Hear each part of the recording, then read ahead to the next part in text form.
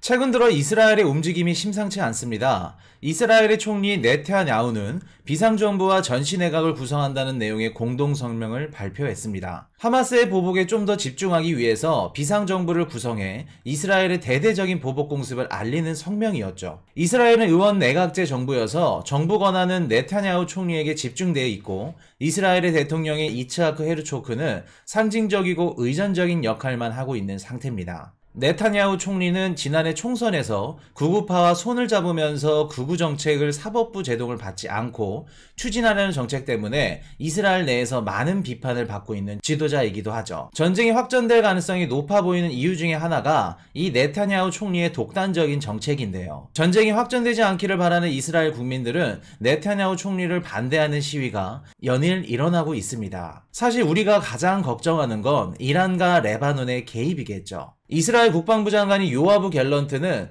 악의 축은 하마스와 헤즈볼란이다 라면서 이란을 직접적으로 언급하고 있고 이란 역시 이번 분쟁이 확전될 수 있다며 경고를 하고 있죠. 여기서 나오는 헤즈볼라는 이란과 같은 종파인 시아파 소속으로서 레바논의 최대 무장 조직입니다. 하마스는 비교가 안 될 정도로 첨단식 무기나 군사력을 자랑하죠. 헤즈볼라의 배후에는 이란이 있기 때문에 전쟁 자금을 지원해주면서 이번 이스라엘 전쟁에 간접적으로 참여할 가능성이 굉장히 높아 보입니다. 그렇게 된다면 국제유가 상승으로 인한 인플레이션 반등은 증시 하락을 견인하게 될 거예요. 이스라엘의 지상전 투입이 어떤 파장을 낳을지 주식시장을 좀 더 지켜봐야겠습니다. 우리는 이번 무력 충돌로 인해서 정치적인 실리와 외교적인 이점이 무엇인지 파악해야 됩니다. 그래야 앞으로 증시가 어떤 변화를 가져올지 분석하고 대응할 수 있겠죠. 중동 국가들 간의 얽히고 설킨 관계 속에 또 다른 전쟁이 숨어 있습니다. 바로 미국 대통령 선거인데요. 하마스의 이스라엘 공습이 시작된 이후에 트럼프는 바이든의 경제정책과 외교정책을 맹렬하게 공격하고 있습니다. 본인이 재임하던 4년 전만 하더라도 중동 지역은 평화였으며 이란과 수감자 맞교환 협상을 하면서 한국 내 동결됐던 이란 자금을 풀어준 것이 테러 자금으로 사용됐고 이중 외교 정책으로 이스라엘 국민들의 안보를 위협했다는 등 바이든의 지지율을 흔들고 있죠. 공화당은 이란산 원유 수출 자체를 원천적으로 차단하는 강력한 제재를 추가적으로 요구하면서 유가 상승을 유발하고 있습니다. 현 시점에서 유가가 상승하면 누가 가장 두려울까? 바로 바이든 정부일 겁니다. 미국 국민들이 가장 민감하게 생각하는 것이 휘발유 가격인데 휘발유 가격이 상승한다면 현 정부에 대한 지지율이 떨어지는 것을 알고 있기 때문에 트럼프와 공화당은 이번 중동 전쟁을 통해서 정치적인 실리를 계속해서 챙기고 있는 상황이죠. 게다가 바이든의 사우디와 이란을 가운데 둔 이중 외교 정책을 비판하면서 더 이상 바이든 정부는 이스라엘 국민들을 지킬 수 없다는 인식을 계속해서 심어주고 있습니다. 이스라엘은 미국 월가의 언론, 미디어, 기업 등 천문학적인 자금을 대주는 유대인으로 구성이 되어 있고 내년 대선에 있어서 핵심적인 역할을 하게 될 대선 자금이 나오는 곳이기도 합니다. 전통적으로 미국의 유대인 유권자들은 민주당 성향이 강하기 때문에 대선을 위해 정치 자금을 손에 넣기 위해서는 트럼프 정부에게는 반드시 변수가 필요했고 그 시발점이 중동 전쟁이라는 겁니다. 트럼프가 재임하던 시절에도 이스라엘을 끔찍하게 여기면서 이스라엘을 중심으로 중동 정책을 펼쳤죠.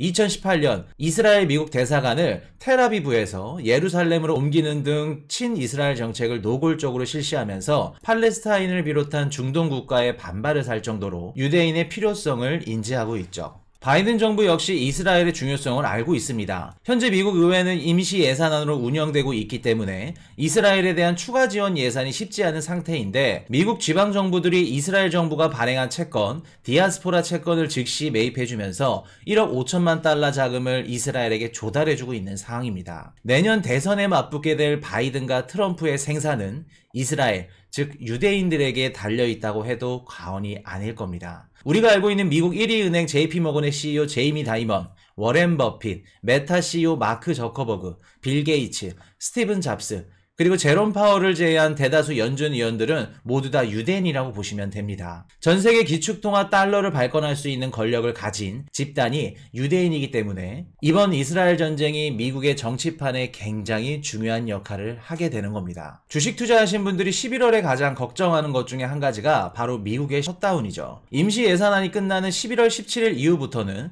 다시 내년 회계연도 예산안을 정해야 될 텐데 그때까지 중동 문제가 끝나지 않는다면 셧다운이 일어날 가능성은 굉장히 적을 겁니다. 이스라엘에 지원을 해줘야 되는데 공화당의 반대로 만약에 지원이 늦어진다면 공화당은 대선 자금을 더욱더 얻기 어려울 겁니다.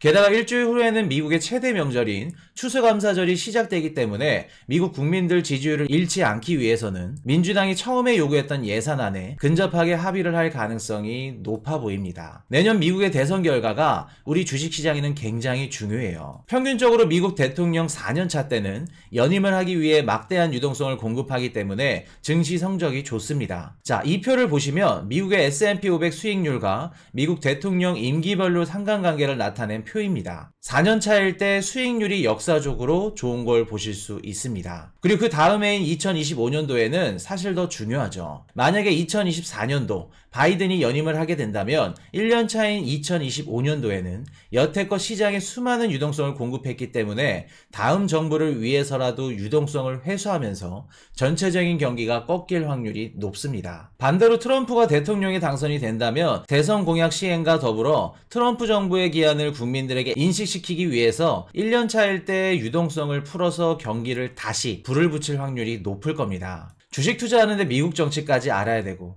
참 어렵죠. 개인적으로 2024년도 주식시장은 미국의 정치적인 영향들이 굉장히 클 것으로 보여져요. 이런 말이 있습니다. 경제적으로 부유한 자는 정치보다 경제에 관심이 많고 경제적으로 빈곤한 자는 경제보다 정치에 관심이 많다. 아마도 내년에는 경제적으로 자유를 얻기 위해서 최소한 미국 정치는 관심을 가져야 하는 한 해가 아닐까 싶습니다. 지금까지 머니 톡톡이었습니다.